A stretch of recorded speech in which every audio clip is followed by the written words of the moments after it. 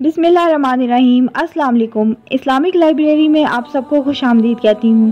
Video دیکھنے سے پہلے میرے چینل کو سبسکرائب کر لیں اور بیل آئیکن کو کلک کر دیں تاکہ میری آنے والی ویڈیوز کا نوٹیفیکیشن آپ کو وقت پر ملتا رہے۔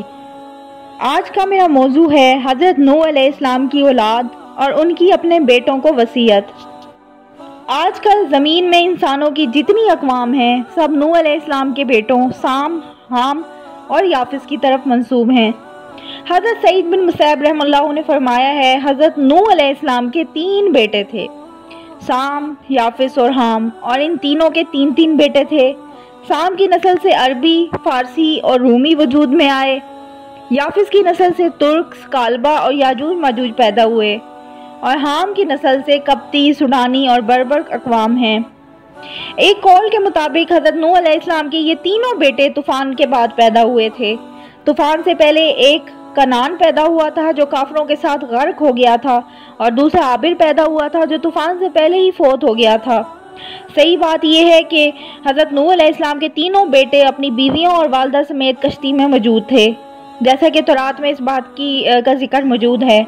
حضرت عبداللہ بن عمر رضی اللہ عنہ سے روایت ہے، انہوں نے فرمایا ہم لوگ رسول اللہ صلی اللہ علیہ وآلہ وسلم کی خدمت میں حاضر تھے کہ ایک بدو آیا۔ اس نے سیحان، شام کا ایک شہر تھا جو کہ اس کا بنا ہوا جبہ پہنا ہوا تھا جس کو ریشم کے بنے ہوئے بٹن بھی لگے ہوئے تھے۔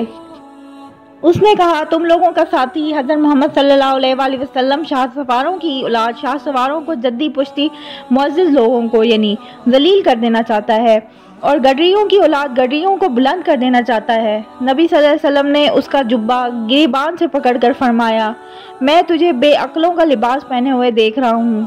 پھر فرمایا جب حضرت نوح علیہ السلام کی وفات کا وقت آیا تو انہوں نے اپنے بیٹے سے فرمایا میں تجھے ایک نصیحت کرتا ہوں، میں تجھے 2 کام کرنے کا حکم دیتا ہوں اور 2 کاموں سے منع کرتا ہوں۔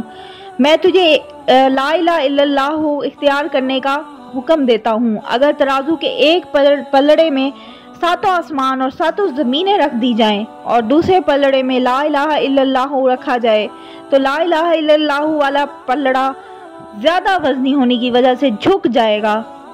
اگر 7 آسمان اور 7 زمینیں ایک بند ہلکا بن جائیں تو لا الہ الا اللہ انہیں جدا جدا کر دے گا۔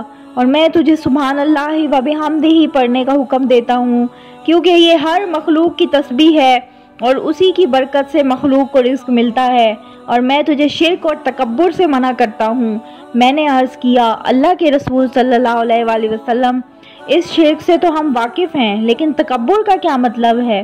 کیا یہ بات تکبر ہے کہ کسی کے جوتے اچھے ہوں، جن کے تسمے خوبصورت ہوں؟ فرمایا نہیں۔ میں نے کہا کیا یہ تکبر ہے کہ کسی کے پاس حلہ یعنی چادروں کا جوڑا ہو اور وہ اسے پہن لے؟ فرمایا نہیں۔ میں نے کہا یا یہ ہے کہ کسی کے پاس سواری کے لیے جانور ہو؟ فرمایا نہیں۔ میں نے کہا یا یہ کہ کسی کے دوست ہوں جو اس کے پاس بیٹھتے ہوں؟ فرمایا نہیں۔ میں نے عرض کیا اللہ کے رسول صلی اللہ علیہ وسلم پھر تکبر ہوتا کیا ہے؟ فرمایا حق کا انکار کرنا اور لوگوں کو حقیر جاننا۔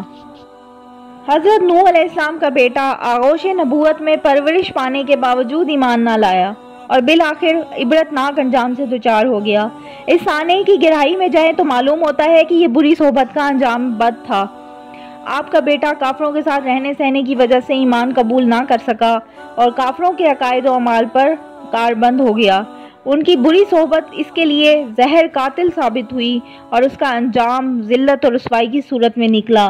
لہٰذا ہمیشہ بری صحبت سے اجتناب کرنا چاہیے اور نیک لوگوں کی صحبت اختیار کرنی چاہیے۔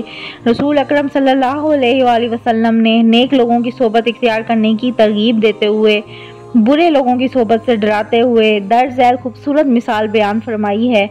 آپ نے فرمایا نیک ساتھی اور برے ساتھی کی مثال کستوری بیچنے والے اور بھٹی میں پھونکے مارنے والے کی سی ہے۔ کستوری بیچنے والا تمہیں تحفے میں خوشبو دے گا، تم اسے خرید لو گے یا کم از کم تمہیں اس سے بہترین خوشبو آئے گی، جبکہ بھٹی میں پھونکے مارنے والا اور آگ جلانے والا یا تو تمہارے کپڑے جلائے گا یا تمہیں اس سے بدترین بو آئے گی۔ اس لیے نیک لوگوں سے تعلقات استوار کرنے چاہیے جبکہ برے لوگوں کی محفل و مجلس سے کنارہ کش کرنا چاہیے کہ اس میں دین اور دنیا کی عافیت مضمر ہے۔